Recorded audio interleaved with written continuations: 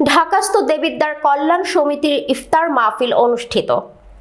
৩রা March ২০২৫ দ্বিতীয় রমজান রোজ সোমবার বিকাল ৪ ঘটিকায় Kakrail institutions of diploma engineers Bangladesh এর মাল্টিপারপাস হলে ঢাকাস্থ দেবিদ্বার কল্যাণ সমিতির মোহাম্মদ আব্দুল করিম সরকার এর সভাপতিত্বে প্রফেসর খোরশেদ আলম এর সঞ্চালনায় ইফতার দোয়া মাহফিল অনুষ্ঠিত হয়। প্রধান অতিথি হিসেবে উপস্থিত ছিলেন সাবেক প্রধানমন্ত্রী বেগম জিয়ার ইপিএস এম এ মতিন খান, বিশেষ অতিথি আলহাজ ইঞ্জিনিয়ার মোহাম্মদ হোসেন ভুইয়া, আহ্বায়ক সম্মেলন প্রস্তুতি কমিটি, সাবেক প্রধান প্রকৌশলী অতিরিক্ত ঢাকা সিটি কর্পোরেশনের স্বাগতম বক্তব্য রাখেন অ্যাডভোকেট আলহাজ মোহাম্মদ জসিমউদ্দিন।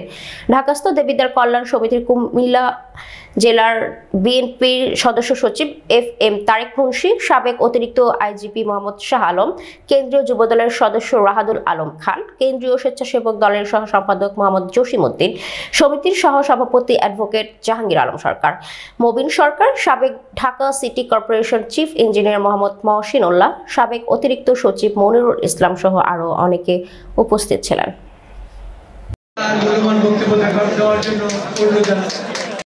আমার বন্ধু জয়েন্ট সেক্রেটারি আছে মিজান, এই মাত্র আমাদের উপস্থিত হয়েছে।